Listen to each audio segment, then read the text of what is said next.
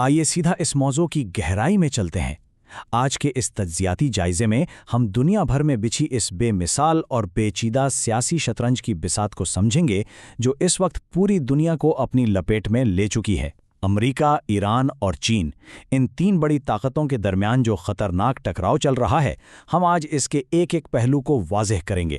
یہ واقعی ایک ایسی گیم ہے جو عالمی سیاست کا رخ بدل رہی ہے، اور اس پر نظر رکھنا انتہائی ضروری ہے۔ آگے بڑھنے سے پہلے جلدی سے دیکھتے ہیں کہ آج ہم کن اہم پہلوؤں پر بات کریں گے۔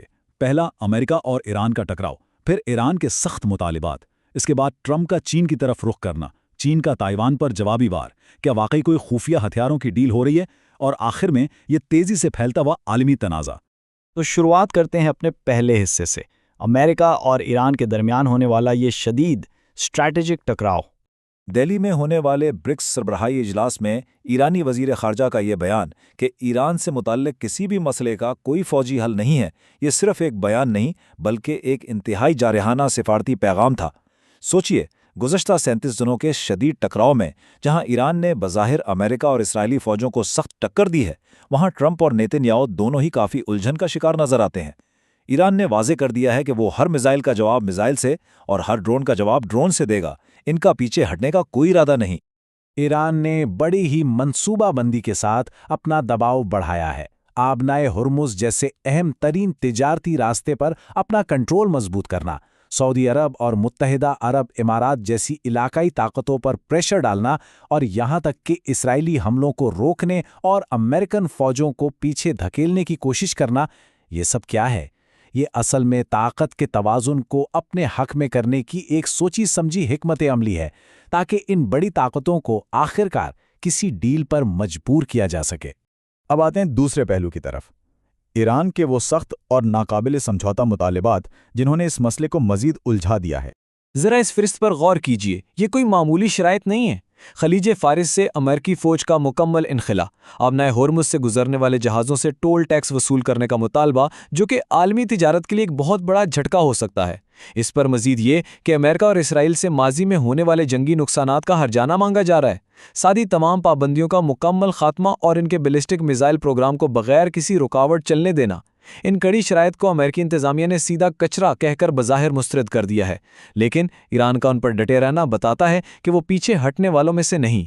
آگے بڑھتے ہوئے بات کرتے ہیں تیسرے حصے کی، جب ٹرمپ انتظامیہ نے اس بڑھتی ہوئی کشیدگی میں چین کی طرف رخ کیا۔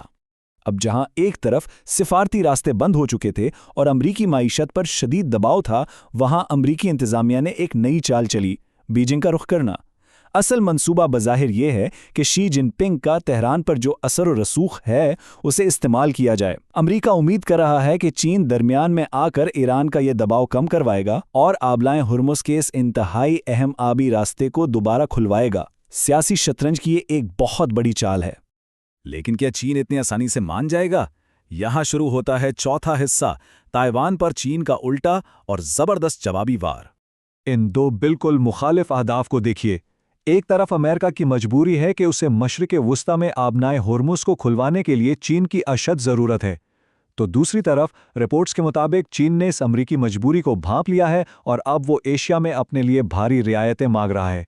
سیاسی حلقوں میں آج کل اسے تائیوان کے بدلے ہرمز کی ایک خفیہ بیک ڈور ڈیل کے طور پر دیکھا جا رہا ہے، یعنی چین کی ڈیمانڈ یہ ہے کہ امریکہ ون چائنا پالیسی کو چھوڑ دے اور تائیوان کو فوجی مدد دینا بند کر دے۔ یہ یاد رکھنا ضروری ہے کہ امریکی ون چائنا پالیسی ان تین اہم دفاعی ستونوں پر کھڑی ہے: تائیوان ریلیشنز ایکٹ، 3 جوائنٹ کمیونیکیز اور 6 ایشورنسز۔ اگر امریکہ اپنی مجبوری میں ان ستونوں سے دستبردار ہوتا ہے تو نتیجہ کیا ہوگا؟ رپورٹس بتاتی ہیں کہ 4 سینئر امریکی ڈیموکریٹک قانون سازوں نے انتظامیہ کو واضح وارننگ دی ہے کہ اگر ان 3 پوائنٹس کو چھیڑا گیا تو تائیوان کے علاقے میں ایسی آگ بھڑکے گی جسے بجھانا مشکل ہو جائے گا، ایک بالکل نئی جنگ شروع ہو سکتی ہے۔ اب آتے ہیں اس جائزے کے 5ویں اور شاید سب سے حیران کن حصے کی طرف۔ کیا واقعی ان کے درمیان کوئی خفیہ ہتھیاروں کی ڈیل ہو رہی ہے؟ اس پر نظر ڈالیے۔ دعوے کیے جا رہے ہیں کہ چین ایران کی فوج کو ایک مکمل اور جدید اپ گریڈ دینے کی منصوبہ بندی کر رہا ہے۔ فائٹر جیٹس کی کیٹیگری میں J-10C اور شاید J-20 stealth fighters, air defence کے لیے HQ-9 سسٹم اور ایڈوانس ٹیکنالوجی میں ہائپر سونک اور سوارم ڈرونز، خبر یہ ہے کہ چین یہ سب کچھ طویل مدتی سستے ایرانی تیل کے بدلے میں کر رہا ہے، اور پینٹاگون نے اس پر بالکل واضح تبصرہ کیا ہے کہ اگر یہ ڈیل سچ ثابت ہوتی ہے تو چین لفظی طور پر آگ سے کھیل رہا ہے۔ اب ظاہر ہے اگر ایسے ہتھیار ملنے لگیں تو مخالفین چپ تو نہیں بیٹھیں گے۔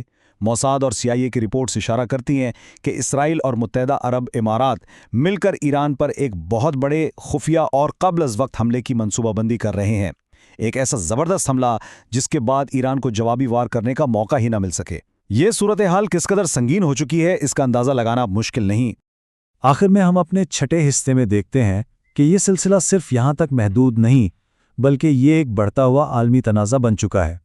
29 ارب ڈالر، یہ عدد سننے میں شاید چھوٹا لگتا ہو، لیکن واقعات یہ ہیں کہ صرف 74 دنوں کے اس ٹکراؤ میں امریکہ کا اتنا بڑا سرمایہ لگ چکا ہے۔ اس بے پناہ مالی دباؤ کے چلتے رپورٹس کے مطابق امریکی وزیر دفاع پیٹ ہیگزٹ کو کانگریس سے مزید 5 ٹریلین یعنی 5 لاکھ کروڑ ڈالر کے عظیم و شان بجٹ کی درخواست کرنی پڑی ہے۔ اس سے صاف ظاہر ہوتا ہے کہ اس گیم کی معاشی قیمت کتنی ہوشربا ہے۔ اور اس سب کے دوران دنیا کے دوسرے حصے بھی آگ کی لپیٹ میں ہیں۔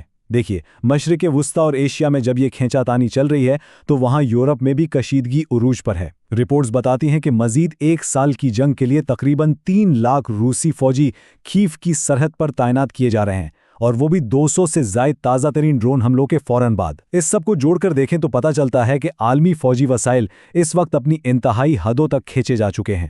یہاں سوال یہ پیدا ہوتا ہے، کیا یہ چلی جانے والی چالیں، نئے مطالبات اور پس پردہ ڈیلز کسی امن اور سفارتی حل کی طرف اشارہ کر رہی ہیں، یا پھر یہ دنیا کو کسی بہت بڑے کثیر الگہتی عالمی تنازع کی طرف دھکیل رہی ہیں؟ طاقت کی اس رسہ کشی میں کیا دنیا مزید غیر مستحکم ہوگی یا سب ٹھیک ہو جائے گا؟ اس پوری صورتحال پر نظر رکھنا بہت ضروری ہے، کیونکہ اس کا اثر صرف ان چند ملکوں پر نہیں بلکہ پوری دنیا پر پڑنے والا ہے۔ سوچنے کی بات یہ ہے کہ اگلی چال کس کی ہوگی؟